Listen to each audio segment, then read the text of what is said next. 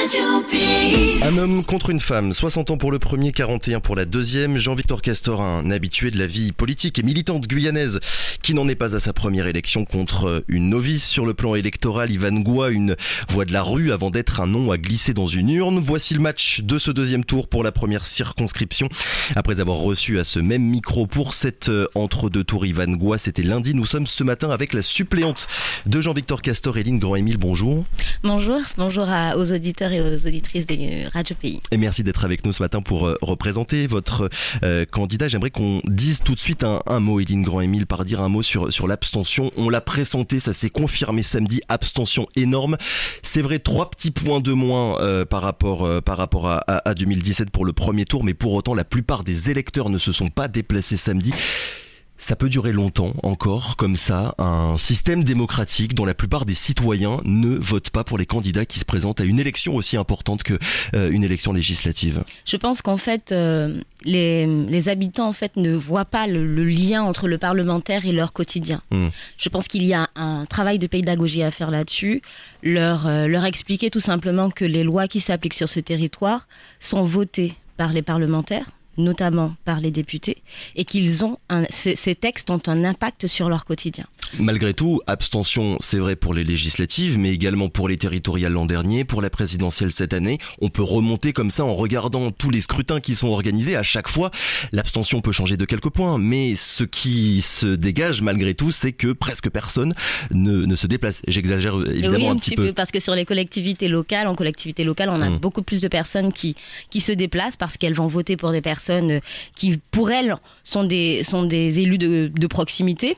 Moi, j'espère que dans l'avenir, les choses seront différentes. Et j'ai l'impression, en fait, que nous sommes dans une mouvance en ce moment où les personnes prennent conscience qu'effectivement, les personnes qui nous représentent ont un rôle à jouer. Et donc, il est important d'y participer. En tout cas, dans ma génération, c'est ce que je constate. Beaucoup de personnes, finalement, suivent cette campagne. Et encore plus maintenant qu'il y a une sorte d'écrémage, finalement. Et je reste optimiste là-dessus. Et vous, en tant que suppléante, mais j'aurais évidemment posé la même question à Jean-Victor Castor, en tant que candidat, qu'est-ce que vous faites finalement pour pour convaincre les électeurs et leur dire que c'est important de se déplacer? C'est continuer à aller à leur rencontre, continuer à faire passer par les nouveaux vecteurs qui existent aujourd'hui, leur faire passer le message qu'effectivement on a un rôle à jouer et que eux aussi ont un rôle à jouer. Seulement 5,4%, je le rappelle, 5,4% pour Yvan Goua sur le nombre d'inscrits et 4,5% pour Jean-Victor Castor. Je pense que c'est tout de même important de rapporter ces pourcentages au nombre d'inscrits et pas forcément aux personnes qui s'expriment. C'est l'esprit, politiquement, c'est l'esprit de 2017 qui s'est exprimé dans les urnes samedi. Éline Grand-Émile. Je pense que c'est même l'esprit d'un certain nombre d'années, en fait, de méfiance, de défiance de la politique. De la politique vis-à-vis du président de la République française, de la politique des grandes périodes en fait où on a eu les mêmes élus pendant un certain temps. Donc je pense que c'est surtout ça en fait qui s'est fait ressentir samedi dernier. C'est un vote de conviction et pour Yvan Goua et pour Jean-Victor Castor, ou bien une volonté, on va dire, un petit peu de dégagisme des grands partis qu'on a l'habitude de voir depuis ces dernières années, même si le MDES évidemment n'en est pas à sa première élection. Je pense que c'est un peu des deux.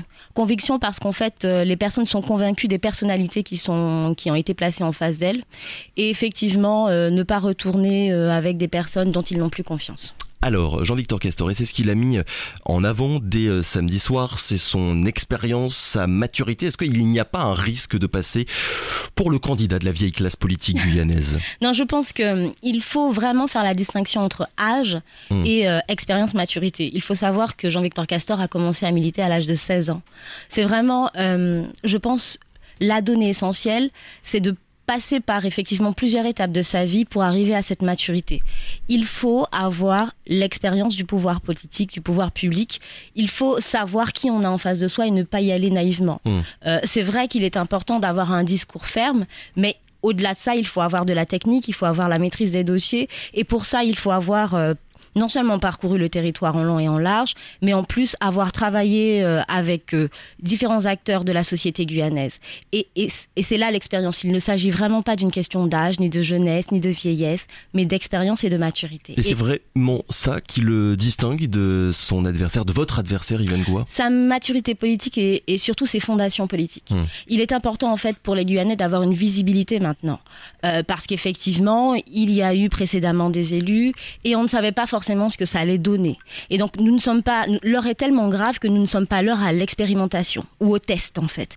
Il nous faut mettre des personnes dont on a la garantie qu'effectivement elles ne dévieront pas. Et c'est avant tout cela que l'on met en avant avec le profil de Jean-Victor Castor. Et le profil de Jean-Victor Castor, le nom de Jean-Victor Castor, il garantit quoi finalement pour les électeurs guyanais s'il le place en tête samedi ? La confiance, la sérénité en fait.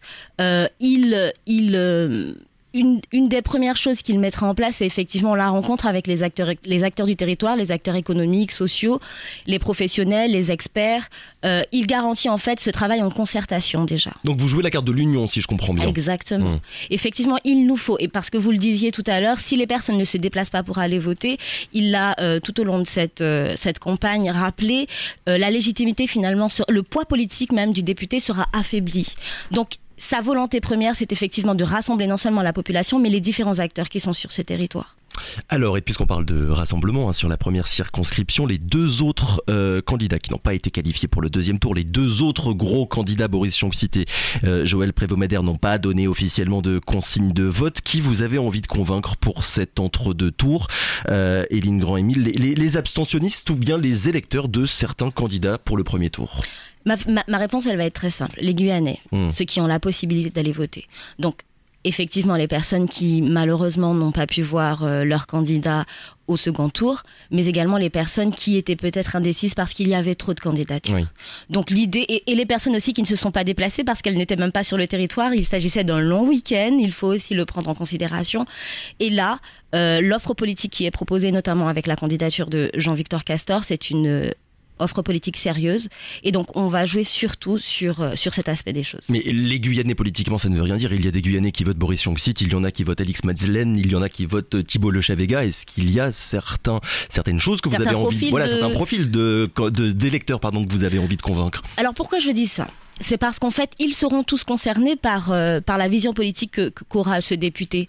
Et donc, en fait, il ne s'agit pas forcément de personnes qui sont, si vous voulez, enclin A ou enclin A. Il nous faut viser tout le monde. Alors, il y a des personnes qui, malheureusement, sont défavorisées, des personnes qui ont un peu plus de moyens, mais qui seront touchées, en fait, finalement, si on continue dans cette décadence.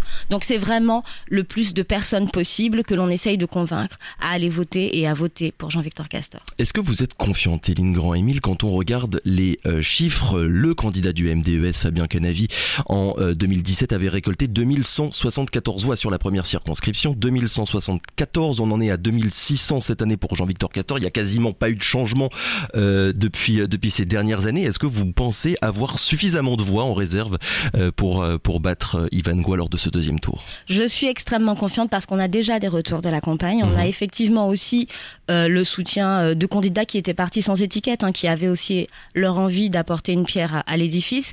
Et donc oui, je pars confiante. Et je pars confiante aussi parce que j'ai beaucoup de retours de personnes qui sont moins âgées ou qui sont de ma génération et qui, là, ont envie de s'impliquer un peu plus parce qu'ils croient, parce qu'ils espèrent effectivement que le candidat Jean-Victor Castor portera sa vision le plus loin possible pour la Guyane. Il change quoi, Jean-Victor Castor, député de Guyane? Vous nous avez parlé de cette union voulue, on va dire, de tous les corps représentants, corps intermédiaires, parlementaires et tous les autres élus guyanais, ça on l'a bien compris. Sur le fond, qu'est-ce que le vote Jean-Victor Castor permettrait aux Guyanais, aux auditeurs qui sont en train de vous écouter? De déverrouiller ce territoire. C'est vraiment l'axe majeur de cette candidature. Déverrouiller tout ce qui empêche le développement de ce territoire. Alors, nous avons... En seulement 5 ans, en étant seulement député, c'est pas un peu ambitieux? Non, mais il faut bien commencer quelque part. Oui, et en fait, justement, cette expérience permet de faire en sorte que les choses aillent beaucoup plus rapidement. Je ne dis pas que tout sera résolu en 5 ans. Ce que je dis, c'est qu'on assure, on a cette garantie, en fait, que les différentes expérimentations qui se sont déroulées sur d'autres territoires et qui vont encore se dérouler, il y a dans les cartons une proposition de loi, notamment pour les Corses, sur justement... donc là, on parle d'évolution statutaire, c'est bien ça. D'accord, ok. Et donc, ça permettra de déverrouiller travailler un certain nombre de choses. Et je parlais des Corses, pourquoi ? Parce qu'en fait, il y a dans les cartons une proposition de loi sur la lutte contre la spéculation foncière, pardon.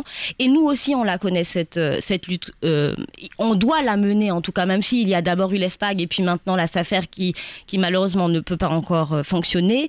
Il y a cette question-là que l'on veut traiter et qu'en fait, on a donc les attaches, les liens avec les Corses, notamment la Nouvelle-Calédonie, et ça nous permettra d'être plus efficients assez rapidement sur ces questions qui permettront, donc ce que je disais tout à l'heure, le déverrouillage du territoire. Mais je vous opposerai l'argument qu'Yvan Ngoy, elle aussi, met en avant et se réclame à la fois de l'esprit de 2017 des accords de Guyane et de l'évolution statutaire. Mis à part la maturité politique de Jean-Victor Castor, qu'est-ce qu'il permettrait à la Guyane et qu'Yvan Ngoy ne permettrait pas ?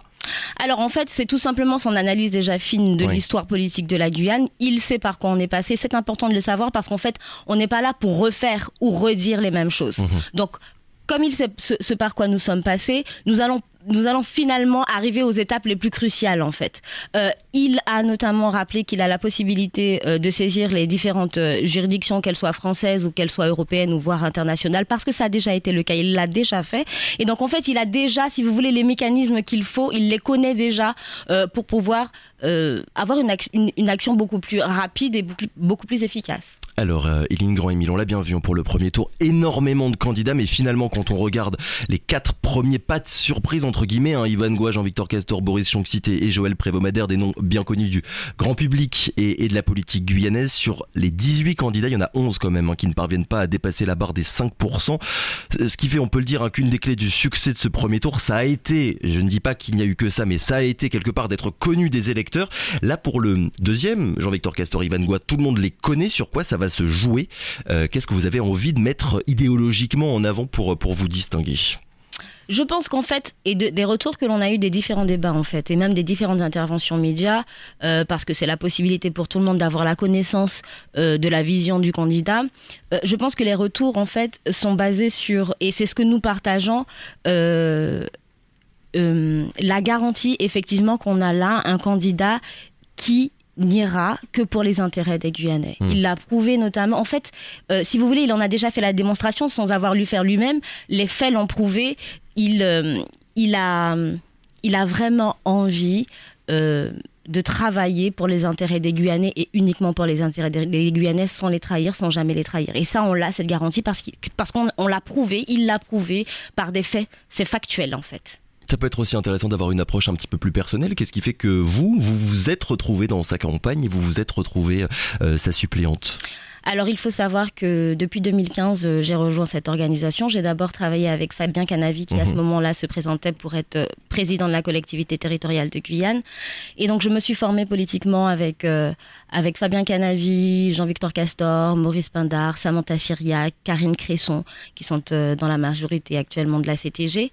Et donc, déjà avant cela, l'image que j'avais de cette organisation et de ces hommes, c'est ce que je disais tout à l'heure, c'est que ce qui prime, c'est l'intérêt des Guyanais et c'est le développement de ce territoire.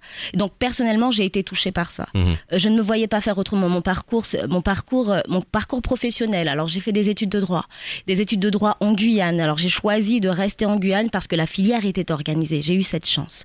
Et donc je faisais pleinement confiance aux enseignants qui composaient en fait cette unité, cette filière notamment, et là j'ai fait confiance à cette organisation. Donc non seulement j'ai appris de leurs convictions, j'ai été formée politiquement, et comme il l'a dit, c'était le moment. Donc il est profondément contre les injustices, et je crois que si j'ai fait des études de droit, c'était pour d'abord protéger les personnes fragilisées, les personnes dites faibles, et donc je le rejoins totalement sur cette vision. Il est important effectivement de combattre les injustices sociales et toute forme d'injustice.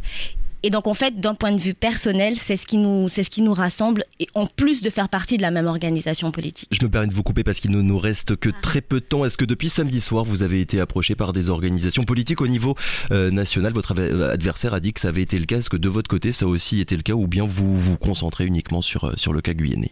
C'est vrai que nous sommes davantage concentrés sur les autres candidats, les autres candidats qui sont d'autres Guyanais, que l'on avait envie vraiment de réunir et de travailler avec eux, de leur garantir en fait que leur vision à eux également sera prise en compte. Voilà ce que nous avons. Dernière question, Hélène Grand-Émile, question directe et concrète. Est-ce que vous serez contente personnellement pour la Guyane si ça n'est pas votre candidat qui gagne samedi soir ? Sincèrement, je pense que la situation est suffisamment grave et je l'ai dit tout à l'heure, l'heure n'est plus à l'expérimentation ou au test en fait. Donc il est important que les Guyanais se déplacent pour aller voter et pour aller voter pour une candidature qui pour moi est la plus fiable, Jean-Victor Castel. Radio Pays.